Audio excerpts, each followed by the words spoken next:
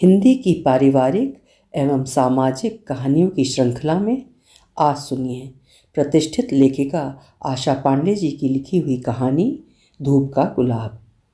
तो शुरू करते हैं कहानी धूप का गुलाब।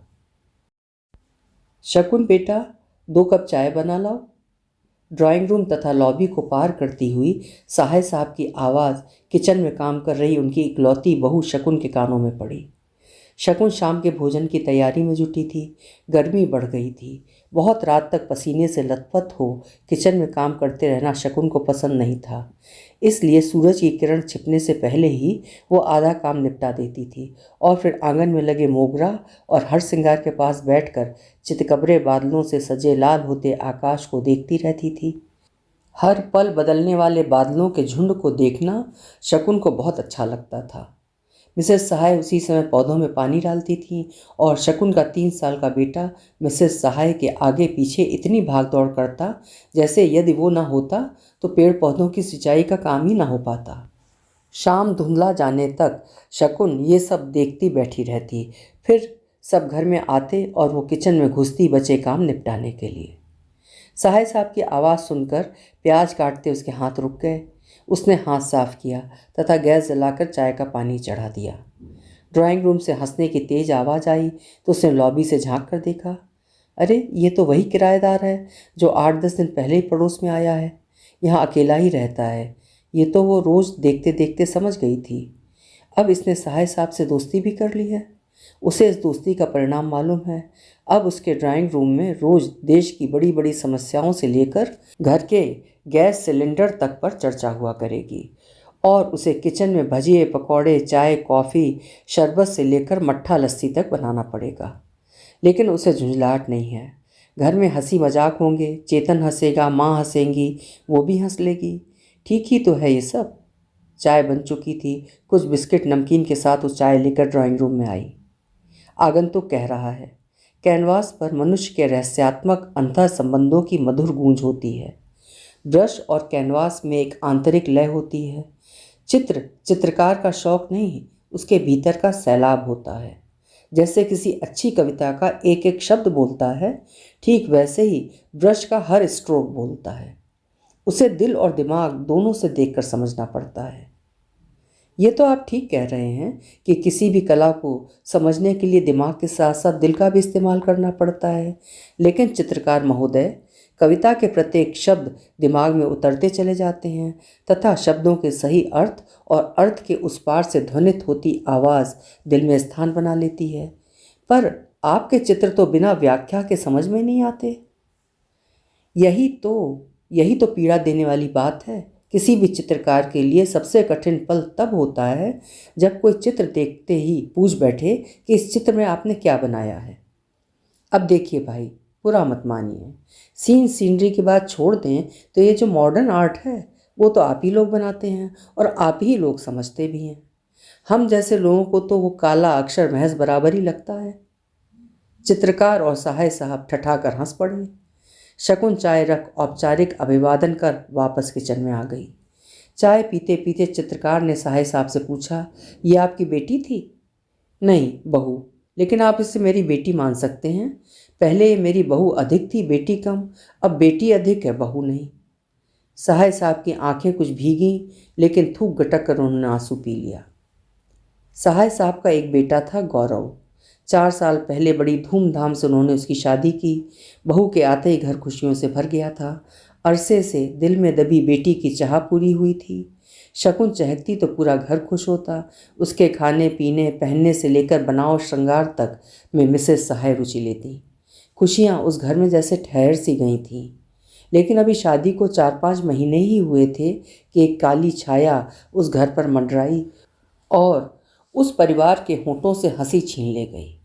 एक सड़क दुर्घटना में गौरव चल बसा। बस तब से उस घर में मुर्दा घाट जैसा सन्नाटा छा गया। मिसेस सहाय खामोश रहने लगी। सहाय साहब किताबों में पता नहीं क्या तलाशते दिन बिताने लगे और शकुन, उसकी हंसी, चूड़ियों की खनखनाहट, शब्दों से टपकता रस, सब कुछ न जाने कहाँ गायब हो गया। जब गौरव का देहांत हुआ तो शकुन माँ बनने वाली थी। उस परिवार को घिसट घिसट कर जीने के लिए बस यही एक कारण बचा था। मानने को तो सहाय साहब शकुन को बेटी मानते, लेकिन उसे बेटी कहते ही वे खुद को दायित्व के गहरे बोझ तले दबा हुआ पाते थे। यदि शकुन बेटी है तो उसे ताउम्र मायके में क्यों बिठाना? क्यों नहीं बेटी की तरह से विदा कर रहे हैं? क्या उनका स्वार्थ आड़े आ रहा है? शकुन और चेतन के बिना वो कैसे जी पाएंगे? क्या ये चिंता उन्हें अधिक सता रही है? पत्नी से कई बार इस विषय पर बात कर चुके हैं, लेकिन उनकी पत्नी ने भी कभी अपनी सहमति नहीं जताई। शायद वो भी डर रही होगी शगुन की विदाई से। कह रही थी एक बेटा है, कौन उससे शादी करेगा। खैर ये तो बात की बात थी, लेकिन उन्होंने प्रयास ही कितना किया। यूं भी अभी शकुन की उम्र ही क्या है, उम्र तो अब शुरू होगी। पहाड़ जैसा जीवन पड़ा है उसके सामने, कहीं कुछ ऊंच नीच हो गई तो कितनी बदनामी होगी। वैसे तो साहे साहब का बड़ा दबदबा है, पीठ पीछे कोई कुछ भी कहे किंतु सामने कोई मुंह नहीं खोल सकता। लेकिन कुछ कहा भी तो नहीं जा सकता, सिक्का उलटते कितनी देर लगती है। शकुन का सपाट चेहरा, शांत आंखें और मरघट जैसी चुप्पी देखकर साहे साहब संतुष्ट होते थे कि शकुन के कदम नहीं डगमगाएंगे, वो उनकी और उनके घर की लाज रखेगी।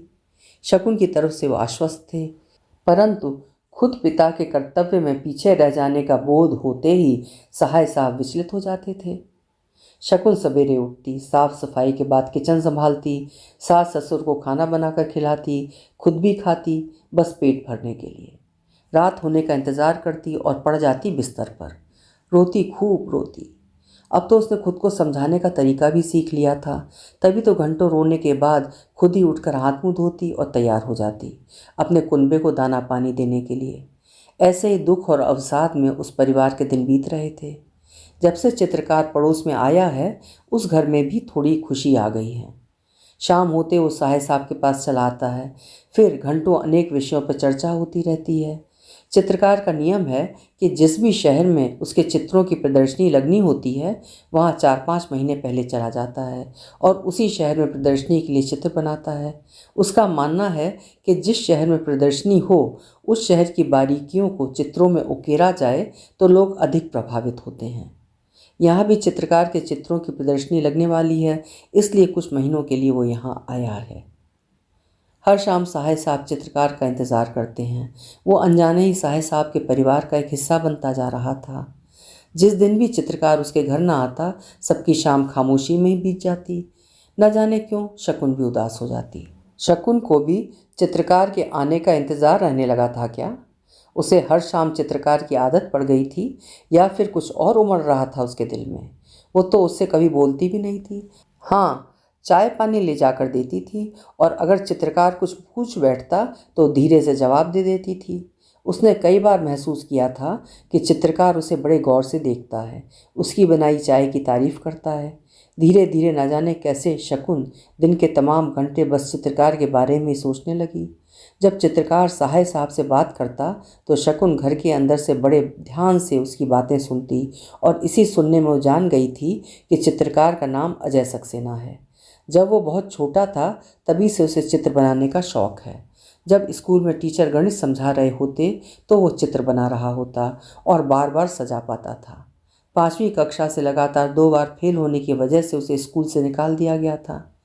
फिर उसके पिता के विशेष आग्रह पर उसे दोबारा लिया गया था। इसी तरह गिरते गिराते वो 12वीं तक पहुंचा था, लेकिन अब तो उसे स्कूल से सजा नहीं मिलती थी। उसके चित्र धूम मचाने लगे थे, स्कूल का नाम चमकने लगा था, प्रिंसिपल खुश रहने लगे थे। 12वीं की बोर्ड परीक्षा नज़दीक थी। प्रिंसिपल के विशेष आदेश पर उसे पास करवाने के लिए कॉलेज में ही उसकी अकेले की ही अतिरिक्त क्लास ली जा रही थी। एक दिन जब छुट्टी के बाद भी रुककर एक टीचर उसे पढ़ा कर जाने लगा तो वो उठा और पास आकर बोला, सर आज मैंने बड़े ध्यान से आपका लेक्चर सुना। अगर ये केमिस्ट्री है तो सर ये बहुत कठिन है, मैं इसे नहीं पढ़ पाऊँगा। टीचर ने अपना माथा पीट लिया। अभी मैं तुम्हें केमिस्ट्री नहीं फिजिक्स पढ़ा रहा था। जब तुम्हें विषय का ज्ञान ही नहीं तो पढ़ोगे क्या? अब तो तुम्हारा भगवान ही मालिक है। ये बताते समय चित्रकार खूब हंसा था। नतीजा वही हुआ जिसका डर था, वो फेल हो गया। उसे समझ में नहीं आ रहा था कि पढ़ाई इतनी ज़रूरी क्यों है। जब जिंदगी के तमाम पहलू को बखूबी समझकर अपनी कल्पना से ढालने की क्षमता रखता है तो वो ज़िंदगी जी कैसे नहीं पाएगा। वो तो ज़िंदगी की बारीकियों को समझ चुका है। उसके लिए तो जीवन जीना अब और अधिक सरल हो गया है। उसे डिग्री की क्या ज़रूरत। बहुत प्रयास के बाद उसके पिता ने भी हथियार डाल दिए और वो स्वतंत्र होकर चित्र बनाने लगा। वो एक दार्शनिक की तरह दिखता था। उसकी बातों में बड़ा रहस्य होता था और शकुन को यही बहुत अच्छा लगता था। एक दिन जब चित्रकार आया तो साहिब साहब घर में नहीं थे। शकुन ने दरवाज़ा खोला था। पापा जी नहीं हैं, ये बताकर उसने धीरे से मुस्कुरा दिया था। पहले तो चित्रकार ने उस पर गहरी नज़र डाली, फिर कहा, आपकी मुस्कान बड़ी हृदय स्पर्शी है, लेकिन इसमें इतना दर्द क्यों समाया है। कुछ नहीं, बस ऐसे ही, कहकर वो फिर मुस्कुराई थी। चित्रकार थोड़ी देर में चला गया, लेकिन शकुन के कानों में चित्रकार के शब्द गूंजते ही रह गए। क्या इसी मुस्कान की वजह से वो उसे देखता है? क्यों कुछ लोगों को दर्द भरी टीसी आकर्षित करती है? उसे याद आया, कॉलेज के दिनों में उसके साथ पढ़ने वाला एक लड़का अचानक एक दिन उसके सामने आकर बोला था, आप मुस्कुराती हैं तो बहुत अच्छा लगता है। चिढ़ गई थी वो। तुम कौन होते हो मेरी मुस्कान देखने वाले? अपनी भद्दी स्टाइल से लड़कियों को इम्प्रेस करते घूमते हो। तुम्हें किसी की हंसी और मुस्कुराहट की समझ कब से आ गई? आइंदा कुछ बोलने की हिम्मत की तो। लेकिन आज चित्रकार ने जब उसकी मुस्कान के बारे में बात की तो उसे गुस्सा नहीं आया, बल्कि वो तो पूछना चाहती थी कि इस दर्द की पहचान तुम्हें कैसे हुई? इतनी गहरी पैठ रखते हो तुम। उसके पति भी उसकी मुस्कान की तारीफ करते थे। क्या है उसकी मुस्कान में ऐसा जो किसी के दिल को खींच लेता है और जोड़ देता है उसके दिल के तारों से? उसने आईने में अपना चेहरा देखा, मुस्कुराई, फिर जल्दी से हट गई। क्यों हो गई है वो इतनी भावुक? ज़रूरी तो नहीं कि चित्रकार ने दिल से कुछ कहा होगा। उसे कुछ बोलना था इसलिए बोल दिया होगा। क्या हो गया है उसे? क्यों वो चित्रकार के हर हाव भाव को खुद से जोड़ लेती है? ये गलत है। क्यों भूल जाती है कि वो विधवा है, उसकी शादी हुई थी, उसका पति था, एक छोटा बच्चा है। एक ब्याहता के दिल में किसी पर पुरुष का ख्याल आया ही कैसे? क्या वो अकेलेपन से घबरा गई है, या प्यार कभी भी किसी से भी हो सकता है? एक भुतए दिल में भी प्यार उमड़ सकता है। हाँ, वर्षों से वो एक भूत की तरह ही तो जी रही है, बिल्कुल भूत की तरह, खुद को भूलकर। शायद ये चित्रकार उसे फिर से शकुन बना दे। और गलत भी क्या है? अपने अतीत को याद कर अपना पूरा जीवन क्यों खाक कर दे? उसके ससुर की भी तो यही इच्छा थी कि वो दूसरी शादी कर ले। पहली बार उनके मुंह से शादी की बात सुनकर वो कितना रोई थी। कैसे कर सकती है वो दूसरी शादी? जिस दिल में उसके पति का रोम रोम समाया है, वहाँ कोई और हो ही नहीं सकता। और अगर कर भी ले तो पति की आत्मा को क्या जवाब देगी? बस हो गया, इतना ही प्यार था उसे। उसे चिंता ही क्या है?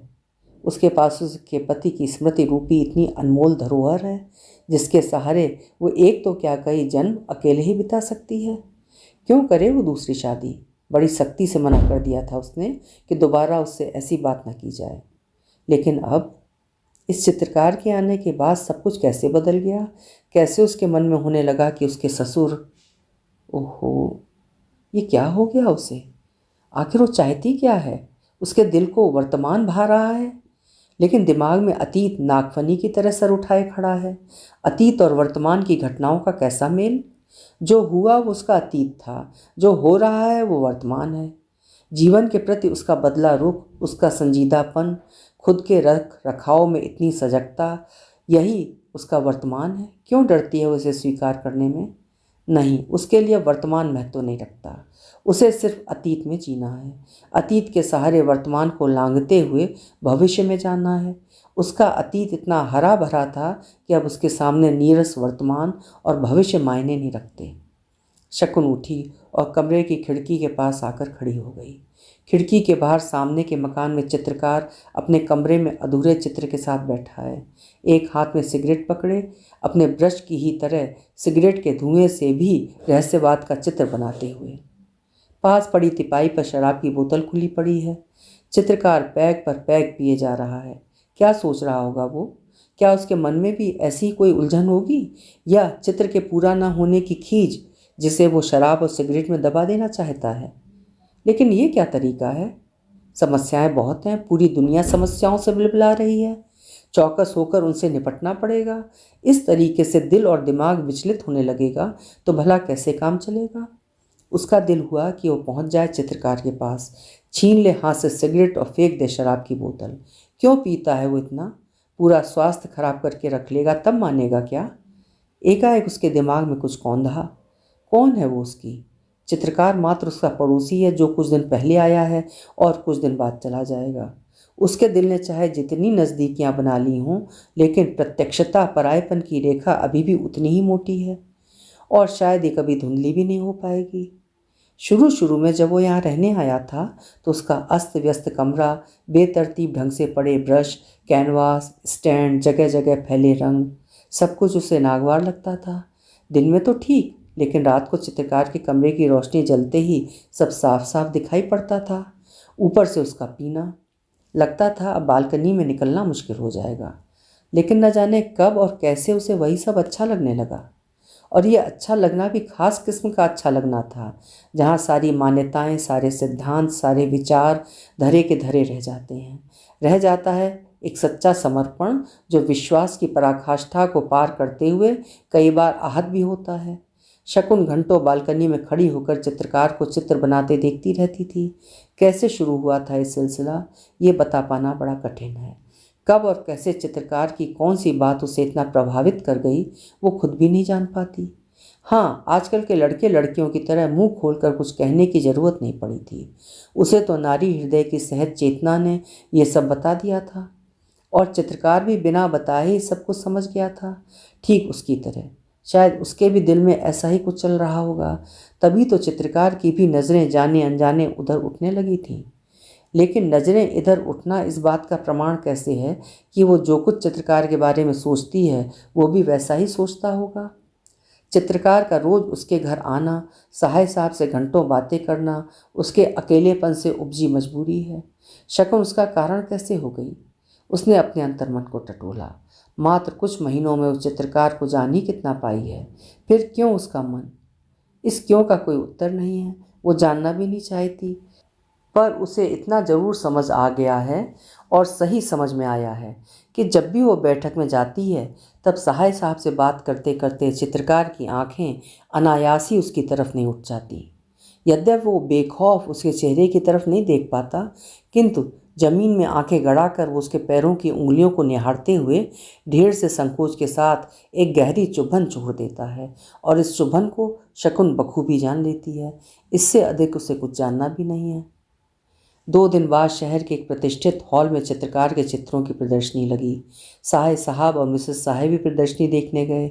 शकुन को भी ले जाना चाहते थे, लेकिन वो नहीं गई।